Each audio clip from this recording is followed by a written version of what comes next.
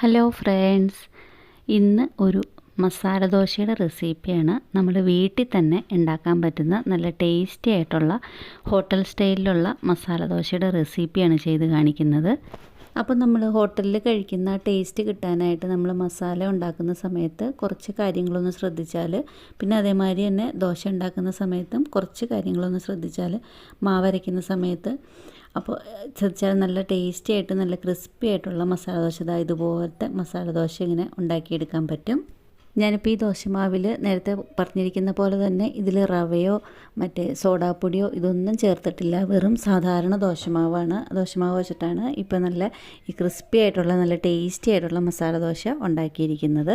അപ്പോൾ നിങ്ങൾ ഈ വീഡിയോ കാണുന്നതിനിടയിൽ നിങ്ങൾക്ക് ഈ റെസിപ്പി ഇഷ്ടപ്പെട്ടു എന്നുണ്ടെങ്കിൽ നിങ്ങളൊന്ന് ലൈക്ക് ചെയ്യാനും കമൻറ്റ് ചെയ്യാനും സബ് ചെയ്യാനും മറക്കരുത് കേട്ടോ. അപ്പോൾ ഇതെങ്ങനെ ചെയ്യുന്നതെന്ന് നോക്കാം. അപ്പോൾ ആദ്യം നമുക്കിതിൻ്റെ ബാറ്റർ തയ്യാറാക്കാം. അപ്പോൾ അതിനായിട്ട് ഞാനിവിടെ നേരത്തെ തന്നെ ഒരു 4 കപ്പ് പച്ചരി വെള്ളത്തിലിട്ടിരുന്നു.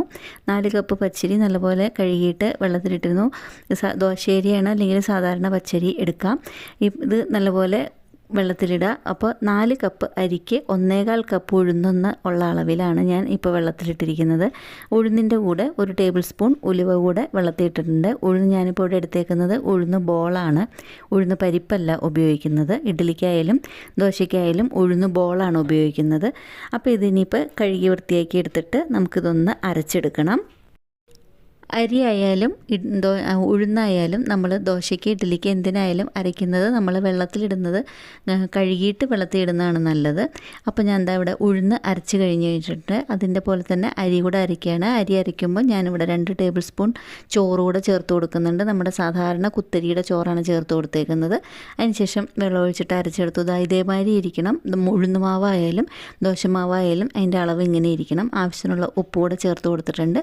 അതിനുശേഷം നമ്മുടെ കൈ വെച്ചിട്ട് കൈ നല്ലപോലെ വൃത്തിയാക്കിയതിന് ശേഷം കൈ വെച്ചിട്ട് നല്ലപോലെ ഒന്ന് മിക്സ് ചെയ്ത് അടച്ച് വയ്ക്കുക. ഒരു 8-10 മണിക്കൂർ മാവ് പൊങ്ങി വരാനായിട്ട് അടച്ച് വയ്ക്കുക. ഇനിയിപ്പോൾ നമുക്ക് മസാല തയ്യാറാക്കാം. മസാല തയ്യാറാക്കാനായിട്ട് ഒരു പാൻ വെച്ച് കൊടുത്തിട്ടുണ്ട്. പാനിലേക്ക് നമുക്ക് എണ്ണ ഒഴിച്ച് കൊടുത്തു കഴിഞ്ഞതിന് ശേഷം വെളിച്ചെണ്ണ ആയാലും കുക്കിംഗ് ഓയിൽ ഒഴിച്ച് കൊടുത്തു കഴിഞ്ഞാൽ കടുകിട്ട് പൊട്ടിക്കഴിഞ്ഞ് കഴിയുമ്പം 1 സ്പൂൺ ജീരകം ഇട്ട് കൊടുത്തിട്ടുണ്ട്. അതിൻ്റെ കൂടെ തന്നെ കുറച്ച് ഉഴുന്നുകൂടെ ഇട്ട് കൊടുത്തിട്ടുണ്ട്. ഒരു 1/2 സ്പൂൺ ഉഴുന്നുകൂടെ ഇട്ട് കൊടുത്തിട്ടുണ്ട്. ഇതെല്ലാം ശരിക്കും ഒരിഞ്ഞ് കഴിയുമ്പം ഒരു 4-5 സവാള സ്ക്വയർ പീസാക്കി മുറിച്ചത് അത് ചേർത്ത് കൊടുക്കുക. അതിൻ്റെ കൂടെ തന്നെ കുറച്ച് കറിവേപ്പില കൂടെ ചേർത്ത് കൊടുത്തിട്ടുണ്ട്. പിന്നെ 2 ചുവന്ന മുളകും ചേർത്ത് കൊടുത്തിട്ടുണ്ട്. അതിന് ശേഷം ഇതൊന്ന് ശരിക്കൊന്ന് ഇളക്കിയെടുക്കണം. അതിൻ്റെ കൂടെ തന്നെ എരിവിനനുസരിച്ചിട്ടൊരു 5-6 പച്ചമുളകും ചെറുതായി മുറിച്ചത് ചേർത്ത് കൊടുത്തിട്ടുണ്ട്. ആവശ്യത്തിനുള്ള ഉപ്പ് കൂടി ചേർത്ത് കൊടുത്തിട്ടുണ്ട്. ഇതെല്ലാം നമ്മൾക്കൊന്ന് മിക്സ് ചെയ്തിട്ട് ശരിക്കൊന്ന് അടച്ചു വെച്ച് ഇതൊന്ന് വേവിച്ചെടുക്കണം. വെള്ളം ഒഴിക്കേണ്ട ആവശ്യമില്ല. 2 മിനിറ്റിന് ശേഷം ചെറിയൊരു ഇഞ്ചിയുടെ കഷ്ണം ചോപ്പ് ചെയ്ത് അതുകൂടെ ചേർത്ത് കൊടുക്കുക. ഉള്ളി ചെറുതായിട്ടൊന്ന് വാടി തുടങ്ങിയിട്ടുണ്ട്. ആ ഇഞ്ചി കൂടെ മിക്സ് ചെയ്ത് കഴിഞ്ഞതിന് ശേഷം നമുക്ക് കളറിന് വേണ്ടിയിട്ട് മഞ്ഞൾപ്പൊടി ചേർത്ത് കൊടുക്കാം. മഞ്ഞൾപ്പൊടി എല്ലായിടത്തും ആകാൻ പാകത്തിന് ശരിക്കൊന്ന് മിക്സ് ചെയ്ത് കൊടുക്കുക. അതിന് ശേഷം നമ്മൾക്കിതൊന്ന് അടച്ചു വെച്ചിട്ട് കുറച്ചും കൂടെ ഒന്ന് വാട്ടിയെടുക്കാം. അപ്പോൾ നമ്മളിതിൽ ഈ മിക്സിൽ ചേർക്കുന്ന മസാലയിലാണ് കേട്ടോ ഇതിൻ്റെ ടേസ്റ്റ് വരുന്നത്. ഞാനിപ്പോൾ ഇതിൽ ജീരകം, ഉഴുന്നുപരിപ്പ് എല്ലാം, ഇഞ്ചി, പച്ചമുളക് ഇതെല്ലാം ചേർത്തിട്ടുണ്ട്. പിന്നെ അതിലേക്ക് നമ്മൾ എത്ര ഉള്ളിയാണോ എടുത്തത് അത്രയും അളവിൽ തന്നെയുള്ള ഉരുളക്കിഴങ്ങ് പുഴുങ്ങി പൊടിച്ചതാണിത്. അതും കൂടി ചേർത്ത് കൊടുത്തിട്ടുണ്ട്. അതിന് ശേഷം ഇതൊന്ന് ശരിക്കൊന്ന് യോജിപ്പിച്ചെടുക്കണം. പുഴുങ്ങിയ ഉരുളക്കിഴങ്ങും കൂടെയും ചേർത്ത് കൊടുത്തു കഴിഞ്ഞതിന് ശേഷം ഇത് ഉള്ളിയും ഉരുളക്കിഴങ്ങ് ഈ മസാല ശരിക്കൊന്ന് മിക്സ് ചെയ്ത് യോജിപ്പിച്ച് എടുക്കണം. ഉള്ളി അത് മൂക്കുമ്പം വഴറ്റ് വരുമ്പോൾ കുറഞ്ഞ് കിട്ടും. അപ്പോൾ അതുകൊണ്ടാണ് പ്രത്യേകം പറഞ്ഞത് ഉള്ളിയുടെ അതേ അളവിൽ തന്നെ ഉരുളക്കിഴങ്ങ് എടുക്കണം. ഉരുളക്കിഴങ്ങിൻ്റെ ടേസ്റ്റ് വേണം കുറച്ച് കൂടുതൽ നിൽക്കാനായിട്ട്. ഇനിയിപ്പോൾ ഇതിലേക്ക് ഇതൊന്ന് യോജിപ്പാകാനായിട്ട് ഇതിലേക്ക് ആവശ്യമുണ്ട് എന്നുണ്ടെങ്കിൽ കുറച്ച് വെള്ളം, ഒരു 1/2 ഗ്ലാസ് വെള്ളം ചേർത്ത് കൊടുക്കുക. അതിനുശേഷം അതപ്പം തന്നെ വറ്റിപ്പോകും. ഉള്ളിയും ഉരുളക്കിഴങ്ങും ശരിക്കൊന്ന് യോജിപ്പാകാൻ വേണ്ടിയിട്ടാണ് കുറച്ച് വെള്ളം ചേർത്ത് കൊടുത്തത്. ഇപ്പോൾ ഇതെല്ലാം ശരിക്കും മിക്സായി കിട്ടിയിട്ടുണ്ട്. ഇതാണ് ഇപ്പോൾ നമ്മുടെ ടേസ്റ്റി ആയിട്ടുള്ള മസാല. ഉള്ളി ഉരുളക്കിഴങ്ങെല്ലാം ശരിക്ക് ഉടച്ചിട്ടെടുക്കണം. അപ്പോൾ മസാല ഇവിടെ റെഡി ആയിട്ടുണ്ട്. ഇനിയിപ്പോൾ നമുക്ക് ഈ ദോശയ്ക്ക് വേണ്ടിയിട്ടുള്ളൊരു വൈറ്റ് ചട്നി തയ്യാറാക്കാം. നല്ല ഈസിയാണ്. അതിലേക്ക് മിക്സിയുടെ ജാറിലേക്ക് 1 മുറി തേങ്ങ ഇട്ട് കൊടുത്തു. തേങ്ങയുടെ പീസ് അല്ലെങ്കിൽ തേങ്ങ കൊത്തായാലും മതി. അതിലേക്ക് 2 ടേബിൾ സ്പൂൺ നമ്മൾ ചമ്മന്തിയുടെ കടല ഇട്ട് കൊടുത്തു. ആവശ്യത്തിനുള്ള പച്ചമുളക് എരിവിന് വേണ്ടിയിട്ട് ഇട്ട് കൊടുത്തു. അതിനുശേഷം ചെറിയൊരു പീസ് ഇഞ്ചി കൂടെ ഇട്ട് കൊടുത്തു. അതിൻ്റെ കൂടെ തന്നെ ആവശ്യത്തിനുള്ള ഉപ്പ് കൂടി ചേർത്ത് കൊടുത്തിട്ടുണ്ട്. ഇഞ്ചിയും ഉപ്പും ചേർത്ത് കൊടുത്തു കഴിഞ്ഞതിന് ശേഷം ഇതൊന്ന് വെള്ളം നല്ല പേസ്റ്റ് പോലെ ഒന്ന് അരച്ചെടുത്തു. അതിനുശേഷം ആവശ്യത്തിന് വെള്ളം ചേർത്ത് കഴിഞ്ഞതിന് ശേഷം ഇതൊന്ന് വെളിച്ചെണ്ണയിൽ കടുകും മുളകും കറിവേപ്പിലയും ചേർത്തിട്ട് ഇതൊന്ന് കടുക് വറുത്തെടുത്തിട്ടുണ്ട്. അപ്പോൾ മസാലയും റെഡി ആയിട്ടുണ്ട്, വൈറ്റ് ചട്നി റെഡി ആയിട്ടുണ്ട്. അപ്പോൾ ഇത്രയേ ഉള്ളൂ. ഇനിയിപ്പോൾ നമ്മൾക്ക് ദോശ തയ്യാറാക്കാം. നമ്മൾ തലേ ദിവസം മാവ് അരച്ച് വെച്ചിരുന്നു. അപ്പോൾ മാവ് എന്തായി എന്ന് നമുക്ക് നോക്കാം. ഇതാണ് വൈറ്റ് ചട്നി. ഇപ്പോൾ മാവ് ശരിക്ക് പൊങ്ങി വന്നിട്ടുണ്ട്. ഒരു 8-10 മണിക്കൂർ ഇരിക്കുമ്പോൾ നമുക്ക് മാവ് ശരിക്ക് പൊങ്ങി വരും. നമുക്ക് രാവിലെ ഉണ്ടാക്കാനാണെന്നുണ്ടെങ്കിൽ തലേ ദിവസം വൈകിട്ട് അരച്ച് വയ്ക്കുക, അല്ല വൈകിട്ട് ഉണ്ടാക്കാനാണെന്നുണ്ടെങ്കിൽ രാവിലെ അരച്ച് വെച്ചാലും മതി. ഇപ്പോൾ മാവ് അതുപോലെ നമുക്ക് ശരിക്കും ഒന്നും കൂടെ ഒന്ന് ബീറ്റ് ചെയ്തെടുക്കണം. നല്ലപോലെ തവി വെച്ചിട്ട് ഇതൊന്ന് ഇളക്കി എടുക്കുക.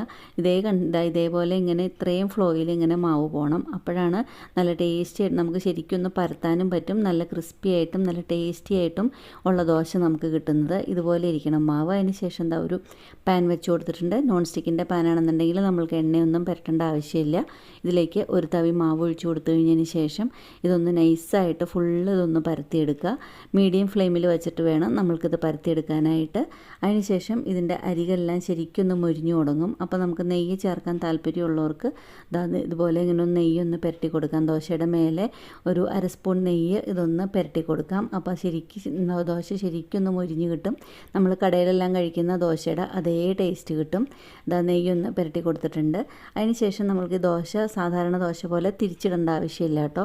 അതിൻ്റെ അരികും സൈഡും എല്ലാം ഇതൊന്ന് മൊരിഞ്ഞ് വരുമ്പം നമ്മൾ ഉണ്ടാക്കി വെച്ചിരിക്കുന്ന മസാല ഇതിലേക്കൊന്ന് ചേർത്ത് കൊടുക്കുക. മസാല ചേർത്ത് കൊടുത്തു കഴിഞ്ഞതിന് ശേഷം ഇത് ഒരു സൈഡിൽ നിന്ന് ചുറ്റും ഇതൊന്ന് വിടിയിച്ചെടുക്കുക. ശരിക്കും ദോശ വിട്ട് തന്നെ ഇരിക്കുന്നുണ്ട്. പുറം ഭാഗം എല്ലാം ശരിക്കും മൊരിഞ്ഞ് നല്ല ക്രിസ്പിയായി കിട്ടിയിട്ടുണ്ട്. അപ്പോൾ ഇനിയിപ്പോൾ ഞാൻ നേരത്തെ പറഞ്ഞ പോലെ തിരിച്ചിടേണ്ട ആവശ്യമില്ല. ഇതിങ്ങനെ അങ്ങനെ തന്നെ ഫോൾഡ് ചെയ്തിട്ട് ഇതുപോലെ ഇങ്ങനെ എടുക്കുക. ഇത്രയേ ഉള്ളൂ മസാല ദോശ. നല്ല ക്രിസ്പി ആയിട്ടുള്ള മസാല ദോശയാണ്. ഇനിയിപ്പോൾ ഇത് നമ്മൾക്ക് ഒരു പ്ലേറ്റിലേക്ക് മാറ്റി കൊടുക്കാം. അപ്പോൾ ഇത്രയേ ഉള്ളൂ. ഇതുപോലെ തന്നെ നമ്മൾക്ക് ബാക്കിയുള്ള ദോശയും എല്ലാം ഇതുപോലെ തന്നെ ചുട്ടെടുക്കാം. ഇതിൻ്റെ കൂടെ ഉള്ളി ചട്നി അല്ലെങ്കിൽ മുളക് ചമ്മന്തി, ടൊമാറ്റോ ചട്നി അങ്ങനെയുള്ളതെല്ലാം ഉണ്ടാക്കാൻ സമയമുണ്ടെന്നുള്ളവർക്ക് ദോശയുടെ കൂടെ ഇതെല്ലാം ഉണ്ടാക്കാം. അപ്പോൾ ഇത്രയേ ഉള്ളൂ. എന്തോരം ചട്നികളെല്ലാം കൂടെ ഉണ്ടാകുന്നു അത്രയും ടേസ്റ്റ് കൂടും മസാല ദോശ കഴിക്കാനായിട്ട്. പക്ഷേ ഇതിൻ്റെ ഉള്ളിലുള്ള ഫില്ലിങ്ങിന് ഒരു പ്രത്യേക ടേസ്റ്റാണ് കേട്ടോ. അപ്പോൾ ഇത്രയേ ഉള്ളൂ മസാല ദോശയുടെ റെസിപ്പി. നിങ്ങൾക്കിത് ഇഷ്ടപ്പെട്ടു എന്ന് വിചാരിക്കുന്നു. ഇതിലിപ്പോൾ ഞാൻ റവയോ ഇതിൻ്റെ മൊരിഞ്ഞ് കിട്ടാനായിട്ട് റവയോ സോഡാപ്പൊടിയോ ഇതൊന്നും എക്സ്ട്രാ ആയിട്ട് ചേർത്തിട്ടൊന്നുമില്ല. നല്ല ടേസ്റ്റി ആയിട്ടുള്ള ദോശയാണ്. അപ്പോൾ നിങ്ങൾക്കിത് ഇഷ്ടപ്പെട്ടു എന്നുണ്ടെങ്കിൽ ഫ്രണ്ട്സിനും റിലേറ്റീവ്സിനും ഒക്കെ ഒന്ന് ഷെയർ ചെയ്ത് കൊടുക്കുക. ആദ്യമായിട്ട് വീഡിയോ കാണുന്നുണ്ടെന്നുണ്ടെങ്കിൽ ഒന്ന് സബ്സ്ക്രൈബ് ചെയ്ത് സപ്പോർട്ട് ചെയ്യുക. ഈസി ആയിട്ടും ടേസ്റ്റി ആയിട്ടുള്ള വേറൊരു റെസിപ്പി ആയിട്ട് ഉടനെ വരുന്നവരേക്കും താങ്ക് യു.